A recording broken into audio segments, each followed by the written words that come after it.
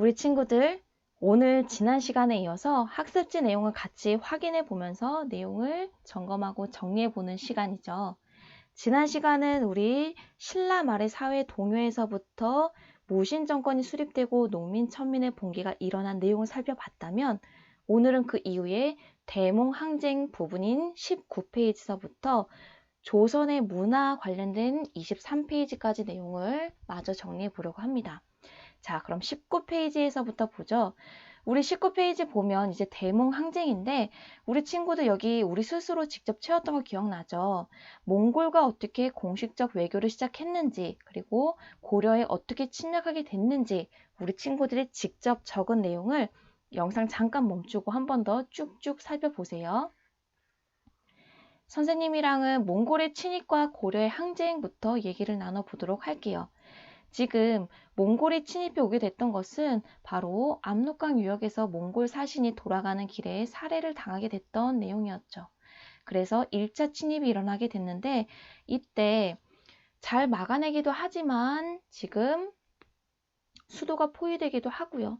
충주성까지 내려오는 몽골군을 보니까 지금 최후 정권이 안 되겠다 싶어서 처음에는 항복을 하게 돼요. 처음에 항복을 하게 되고, 이에 따라서 몽골군이 돌아가면서 고려를 감시하기 위한 다루가치를 설치하고 돌아가게 되죠. 그런데 최후 정권은 다시금 생각하다가 이것이 아니구나 싶었던 거죠. 그래서 다시금 싸울래? 라는 마음을 가지고 수도를 어디로 옮기고, 그래요, 강화도로 옮기고 다시금 싸울 준비를 합니다. 강화도로 옮겼던 이유, 우리 지도를 보면서 얘기를 했었죠. 강화도 같은 경우에는 지금 해안가가 있기 때문에 해전에 약한 몽골군을 방어하기 쉽고요. 그리고 수도와도 가깝고 해안을 통해서 운송되는 그러한 세금 등을 걷어들이기에도 굉장히 편했던 곳이었죠. 이렇게 무신 정권이 강화로 가서 끝까지 싸우려는 모습을 보일 때 민중들은 보호되고 있지 않았다라고 했어요. 그래서 긴 침입이 일어나는 동안 민중들은 스스로 똘똘 뭉쳐서 방어를 했고요. 관련된 전투로 처인, 부국민이 함께 싸운 처인성 전투와 충주성 전투를 살펴보면서 우리는 공통된 인물을 같이 확인했었습니다. 누구? 그래요. 김윤후를 우리 같이 살펴봤죠. 이때 처인, 부곡, 민들이 함께 활약했고, 충주성에서 노비문서를 불태우면서 그들의 사기를 끌어올려서 함께 싸웠던 내용을 교과서 지도 옆에 있는 내용 살펴보면서 확인했었습니다. 이런 가운데 오랜 시간이 지나다 보니까 지친 사람들이 우리 그냥 항복하고 화해합시다 라는 의견이 나타나게 됐고요. 나중에 원종이 되는 태자가 이제 원나라의 쿠빌라이를 만나러 가서 우리 항복할게. 그리고 너희가 요구하는 거 들어줄 테니까 항복하는 대신에 고려라는 나라 없애지 말고 우리 유지시켜줘 라고 약속을 받게 되죠. 그럴 때 고려가 내세웠던 조건, 몽골이 내세웠던 조건은 첫 번째, 수도 원래의 위치인 개경으로 돌아와라. 그리고 우리 일본 정벌하러 갈 건데 너희가 인적, 물적 자원 지원해라 라는 거였죠. 이러한 움직임에 반대했던 무신 정권은 이 기구 중심으로 항쟁을 합니다. 그래요. 삼별초구. 삼별초는 강화에서 개경으로 가지 않고 진도로 그리고 제주도로 옮겨가면서 끝까지 항쟁을 했고 결국 진압되게 됐죠. 이런 가운데 이러한 전투가 일어나는 중에 고려 내에 많은 문화재가 소실됐다라는 거 확인했었습니다. 황룡사 구층 목탑이 소실되는데요. 황룡사는 우리 신라 진흥왕 때 지어졌지만 구층 목탑 같은 경우에는 선덕 여왕 때 만들어졌습니다. 그리고 초조대장경 어디를 막기 위해서? 그래요. 거란을 방어하기 위해서 만들었던 초조대장경도 불타서 없어졌고요. 그래서 우리 다시 만들잖아요. 그래서 다시 제자에다가 지을 조자인 제조 대장경을 통해서 몽골을 다시 한번 막아보고자 만드는 모습도 확인할 수 있었습니다. 원의 내정 간섭을 이제 받아야만 했던 상황이죠. 개경으로 돌아온 다음에 내정 간섭을 받게 되는데 지금 정동행성을 설치했는데 이 정동행성 같은 경우에는 원래 일본 원정에 필요했던 기구예요. 그런데 일본 원정이 실패한 다음에도 없어지지 않고 남아서 고려의 내정을 간섭하는 거죠. 그리고 고려의 관제와 왕실의 칭호가 낮아졌다라는 거 확인했고요. 영토상실 같은 경우에는 서경 지역에는 동령부를, 제주에는 탐라 총관부를, 그리고 화주에는 쌍성 총관부를 설치해서 그 주변 지역까지 직접 지배를 하게 되는데, 지금 여기 보이는 것처럼 동령부와 탐라 총관부는 금방 회복이 되지만 끝까지 회복되지 않고 남아있던 게 쌍성 총관부였고요. 개혁을 외치는 어떤 왕 때 회복되는 모습을 우리는 확인했었습니다. 자, 경제수탈 같은 경우에 과도한 조공을 요구를 하죠. 이 조공은 고려의 특산물도 있지만 공려도 있었고요. 우리 공려 관련해서 가장 높은 지위에 올랐던, 즉 원나라 황제의 부인 황후 자리까지 올랐던, 그래요, 기황후 얘기를 했었죠. 그러면서 기황후의 오빠인 기철 이 고려 내에서 어떻게 모든 권력을 가지고 쥐락펴락하고 있었는지 그런 모습을 우리 영상에서 확인했었어요. 이런 가운데 풍속의 변화도 있습니다. 두 나라가 밀접하게 지금 관계를 맺고 있기 때문에 고려 내에서는 몽골 풍습, 몽골에서는 고려 풍습이 유행하고요. 자, 지배층이 변화하게 됩니다. 그치, 우리 지배층 변화, 호족에서부터 몬벌귀족, 그리고 무신, 그리고 등장하는 게 바로 친원적 성향을 띠는 권문세족인 거죠. 권문세족이 어떠한 부류인지 교과서에 더 잘 설명이 되어 있으니까 우리 친구들 교과서 한 번 더 꼼꼼히 보세요. 자, 이런 가운데 공민왕의 자주개혁 정치가 일어나게 됩니다. 우리 이러한 개혁을 외친 공민왕, 이 공민왕 스스로가 개혁적이었던 성향을 띠고 있기도 했지만 우리 친구들이 이 시기 상황이 어땠는지도 이해하면 좋을 것 같아요. 지금 중국 땅이 원나라의 지배를 받고 있었잖아요. 근데 원은 몽골인이에요. 즉 유목민족이란 말이에요. 그런데 중국에 있는 원래 중국에는 우리는 한족이라고 부르거든요. 이러한 한족들이 중심이 되어서 명이라는 나라를 세우게 돼요. 그래서 중국의 주인이 원나라에서 명나라로 교체되는 원명 교체기를 이제 겪고 있는 시기입니다. 그러니까 원나라가 고려에 계속 관심을 딱 집중하고 영향력을 행사하기에는 어려움이 좀 있었겠죠. 이러한 시기를 잘 이용을 해서 공민왕이 개혁 정치를 지금 하고 있는 모습을 우리는 확인하게 되는 거예요. 반원 정책과 왕권 강화책이 있는데요. 여기 보면 원이 빼앗은 땅 되찾아야겠지. 그래서 쌍성 총관부를 공격하고요. 원의 풍습 회복해야겠죠. 그래서 관제와 복식 회복하고 설치기구 없애야겠지. 정동행성을 폐지합니다. 그리고 왕권은 강화하고 권문세족을 약화시키기 위해서 땅과 백성들이 지금 권문세족이 땅을 뺏어서 소유하고 있거나 아니면 원래 노비가 아니었는데 노비로 만들어서 데리고 있는 양인이 있거나 남의 노비 데려왔다면 다 원래 자리로 되돌려야겠죠. 그래서 밭전자, 백성민자, 전민, 분별할 변, 발을정, 전민, 변정도감을 설치하는 내용 확인했어요. 누구를 등용해서? 그래요. 신돈을 등용했었습니다. 그리고 기철과 같은 친원 세력을 제거했죠. 이런 가운데 우리 고려 말에 공민왕이 집권했던 시기에 새로운 정치 세력이 성장하는 모습도 확인할 수 있었습니다. 그들을 크게 우리는 두 개의 부류로 나눠볼 수 있었는데요. 첫 번째는 권문세족과 반대되는 신진사대부가 있고 당시 대외적인 상황 가운데에 성장하는 새로운 무인 세력들이 있었습니다. 우리 친구들 여기 보면 신진사대부 같은 경우에는 지금 권문세족이랑 반대가 되잖아요. 자, 신진사대부는 동그라미로 표시해보고 권문세족은 세모로 한번 우리 다시 한번 구분 지어보죠. 밑에 표로 채웠지만 말이에요. 과거제로 정치에 올라왔던 사람들 신진사대부겠지. 음서제, 신분적 혜택으로 그치, 권문세족의 경우가 많았죠. 친명적이야. 그래, 이것은 신진사대부지. 친원적이야. 그래요. 권문세족이야. 공민왕 때 성장했다면 당연히 신진사대부일 거고, 대농장과 노비를 소유하고 있다. 당시 권력을 잡고 있는 자들이었겠죠. 그러니까 권문세족이 되겠죠. 권문세족의 비리를 비판하려면 신진사대부여야 되지. 그리고 중앙이 아니라 지방의 향리와 하급 관리의 자제였다면 신진사대부가 되겠죠. 반대로 중앙이라면 바로 권문세족인 거고요. 유교 지식과 행정실무 능력이 강했던 사람들이 신진사대부였습니다. 이렇게 신진사대부가 있다면 지금 대외적인 상황 하에서 성장하는 신흥 무인 세력이 있었어요. 지금 북쪽에서는 홍건적이 침입을 하게 되는데요.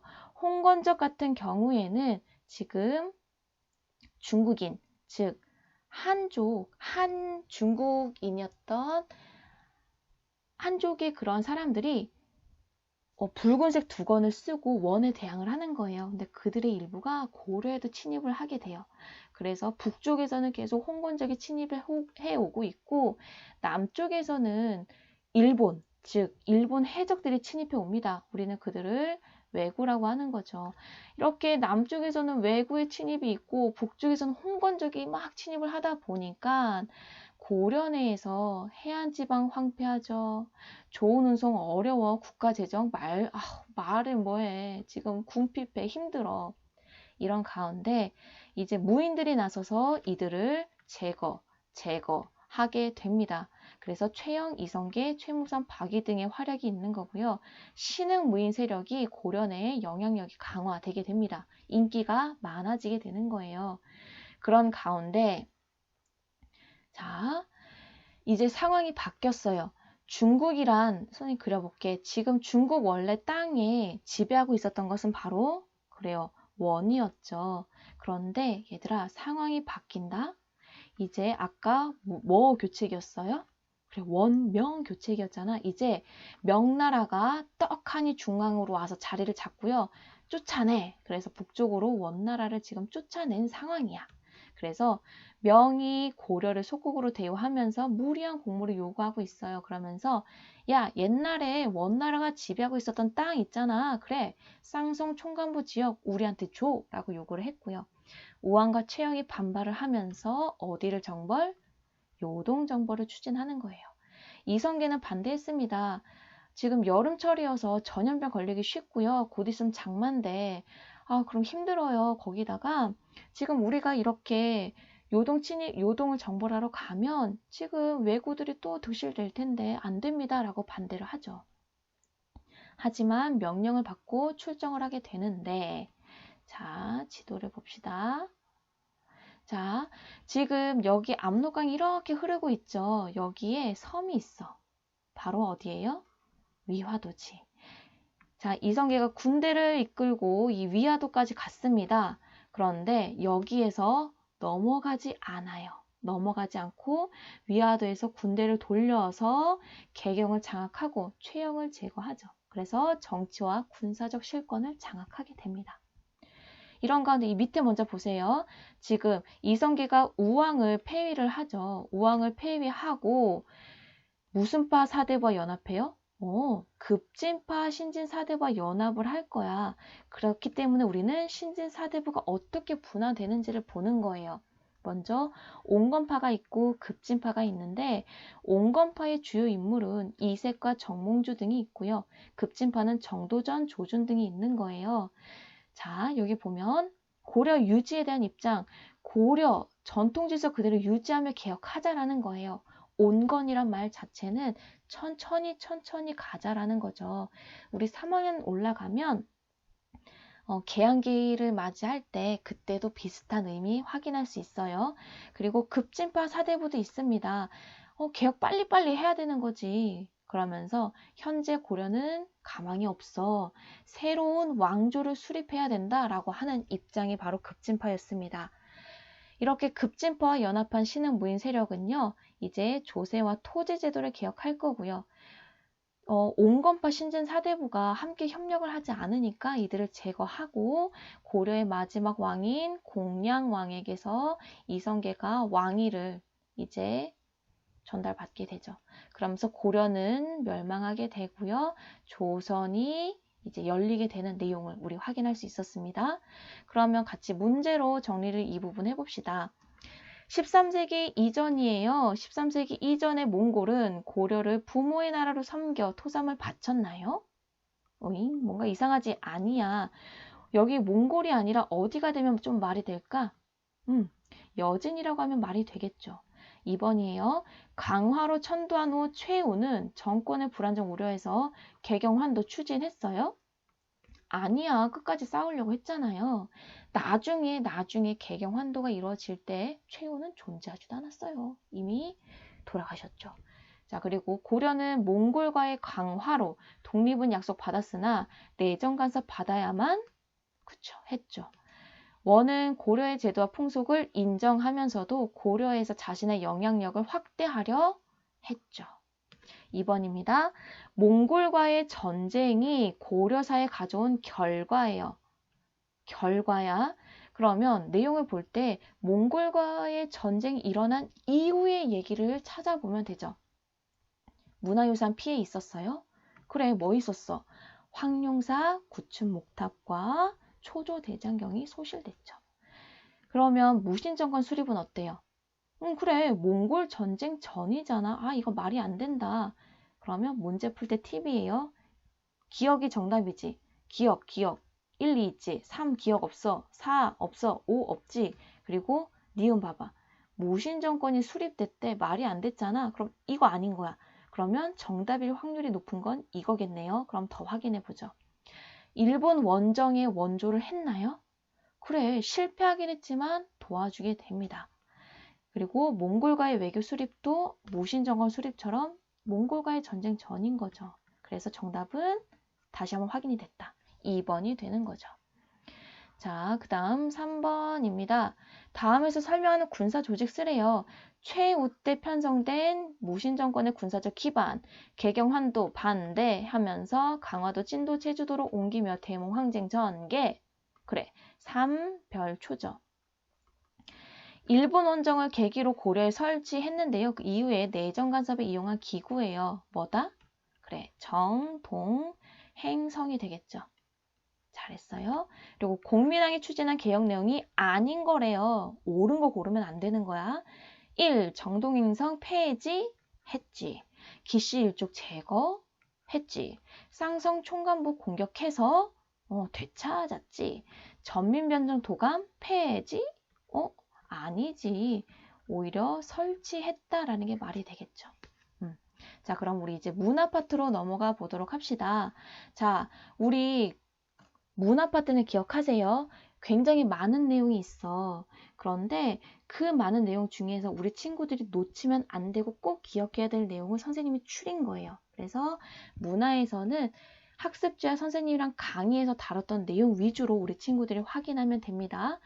뭐 선택적인 거예요. 저는 더 많은 문화 내용을 알고 싶어요 하는 친구들은 교과서 내용 찬찬히 살펴보면 돼요.